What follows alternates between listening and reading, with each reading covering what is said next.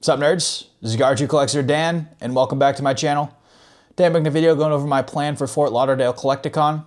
Now, I think it is good for everyone before they go into a convention to always have a plan in mind for what they're trying to accomplish there.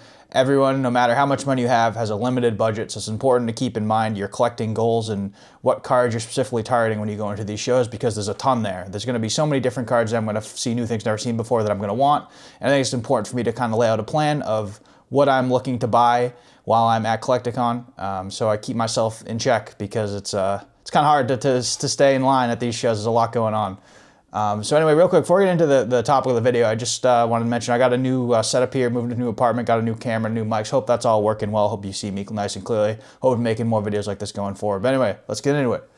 So this will be my third Collecticon I'm attending. I went to Chicago in October of this past year, and then I went to New Jersey in July. So I'm really excited to have a little bit of Collecticon experience under my belt, so I kind of know what to expect. So with Collecticon, I did end up buying the VIP pass, and I recommend everyone buys a VIP pass. I believe it's $50 or $60 more than just the base 2-day pass, and you get to skip the line and you get in an hour early. And I think that's really important to skip the line. In my experience at New Jersey, the first time I went, the line was terrible. We waited in line about, I think, 2.5 hours on the Saturday. So definitely want to avoid doing that in the future, as well as for sourcing raw cards. If you're trying to look to grade stuff, you definitely want the VIP pass getting early. Highly recommend it for that. So yeah, that kind of brings us to what my goals are. So my first goal is when I get there is to look for raw cards to grade. I'm really not sure what to expect in the current market environment of how many gradable cards are going to be out there at Collecticon. I had a lot of success actually at Chicago sourcing good cards to grade, and I had a really nice couple of returns with those cards. So I'm hoping that Florida's similar. I'm going to spend the first probably 2 hours in the morning on Saturday looking for raw cards to grade just to make a margin there. So that's my plan to get us started. And then I'm obviously looking to build my collection out as well. I have a lot of collecting goals that I'm trying to achieve, and unfortunately none of those are really possible, I feel like, at my local shows. Like, I think I have to travel to these big events to get the big vintage cards that I want. So the first item on my list is the first edition Charizard PSA 9. I believe it's going for between $25,000 and $30,000 right now, which is an insane price tag for one card. Thankfully, though, I have been selling a ton of my collection, and I've been doing really well with that, vending shows locally. I actually just recorded a show with my new camera. I'm going to edit that when I'm in Florida and hopefully have it posted next week. It'll be after this video, but stay tuned for that. But anyway, yeah, so that's been going really well to the point where I am actually able to afford that card, luckily. I'm really thankful for that, and I'm in a position to make an offer on it if I do see a copy I like. And that's a big if, though, because I'm not just going to buy like an off-center thin stamp that I'm not happy with. I want to buy a thick stamp, well-centered copy, and hopefully get it at a good cash price is my plan. And I think it's going to be a great investment in the long term, to be honest. Like, I could see that easily being a $100,000 card in the next 5 to 10 years, especially with the way the market's going now.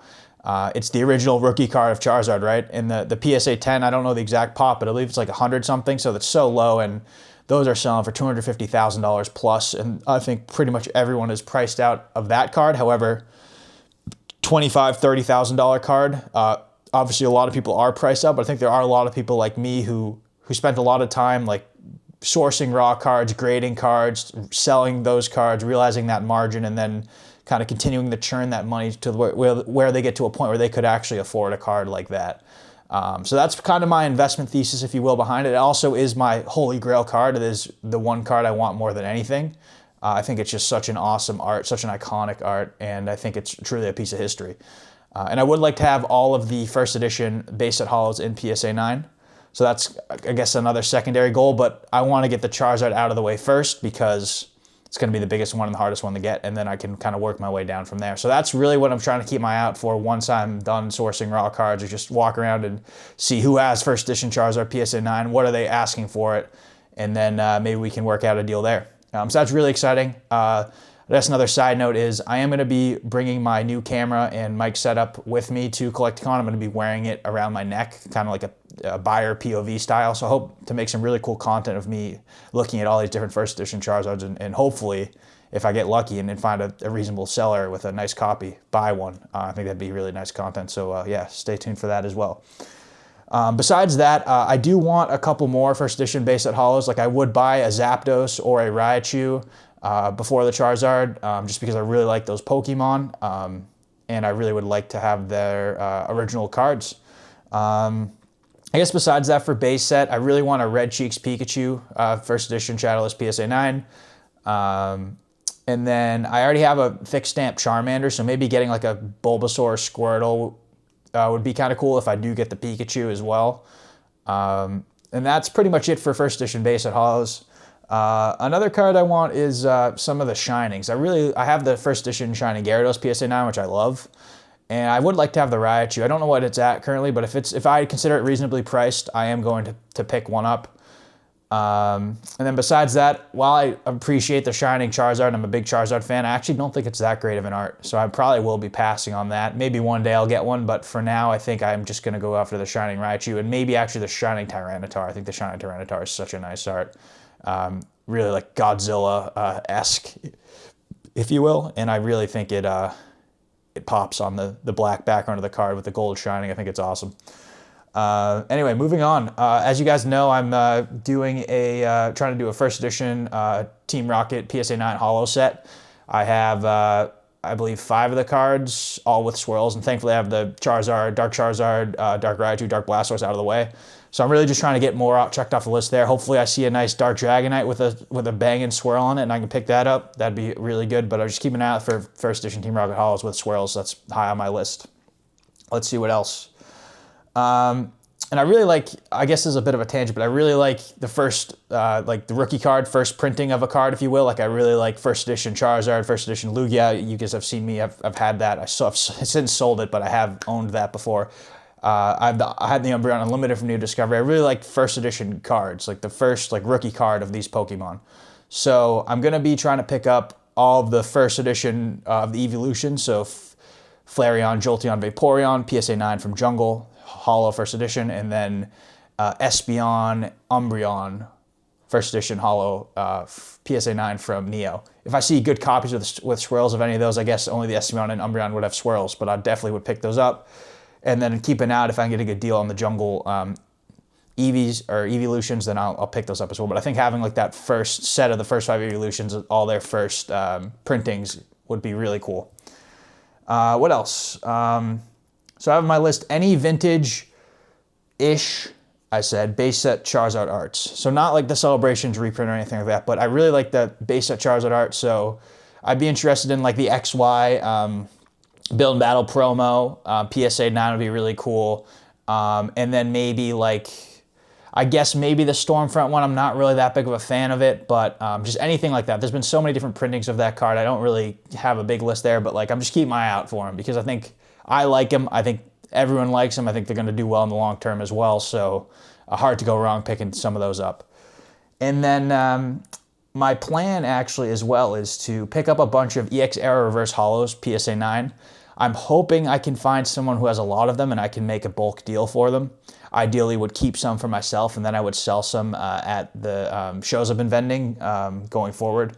I actually really think those are undervalued. They're super low pop and a lot of them are of popular Pokemon because it really only is Gen 1 to 3 Pokemon in the EX Era sets, obviously, because that's the only Pokemon that were out. And I think Gen 1 to 3 contain pretty much all of the most popular Pokemon. I mean, there's a few exceptions there, but majority of the most popular Pokemon are in those 3 generations.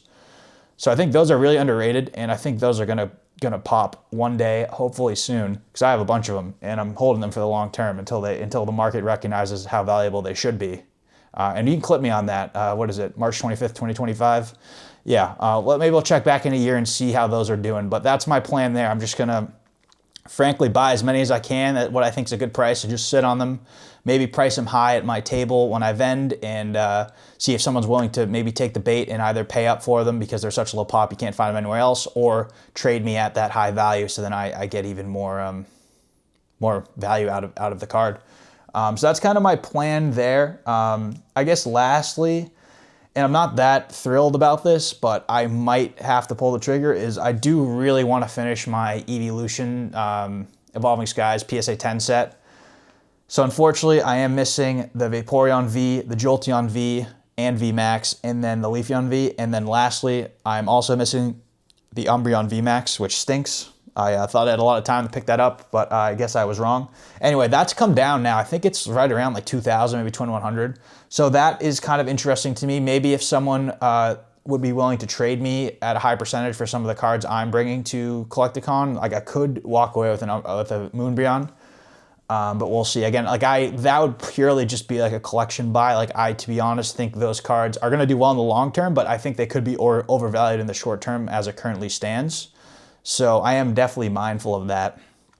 And then I guess lastly, I'm just looking to pick up cards with swirls. Like as you guys know, I love swirls. So anything that has a swirl, I'm definitely interested in buying. Like maybe some of the e-reader holos with swirls, or like mid-era cards as well. Anything that has swirls, if it has a nice swirl on it, like I'm definitely interested in purchasing it. But yeah, that's pretty much the end of my list. This is gonna be a pretty quick video for my channel. But yeah, I'm really looking forward to Collecticon. I'm gonna have a couple videos probably of my buyer POV. Hopefully you guys get to see all the cards I pick up, and then obviously I'll do a recap after the fact of all of my pickups like I usually do. I usually do a monthly as of late, but I'll probably do a dedicated Fort Lauderdale Collecticon one. And then, yeah, and then after that, it's actually been just about a year of making YouTube videos. Well, I guess starting my channel, I haven't making maybe like one every 2 weeks, but yeah, it's exciting because we're due for my 4 years into Pokemon collection video where I show off every card in my collection. So I think after Collecticon, when I kind of mix up my collection a bit, pick up some new things, sell off some old things, it's going to be a really cool video. And it's going to be nice to kind of compare, okay, this was my collection last year this time, and this is what it is this year this time, and how different it's changed. Because it's going to be pretty drastic. I've sold a ton of cards, and I'm going to be picking up a ton of new cards, so I'm really excited for that video. Anyway, guys, if you made it to this point in the video, thanks so much for watching. Leave a firework emoji in the comments down below, please, because Collecticon's going to be lit. Anyway, thanks for watching. Take care.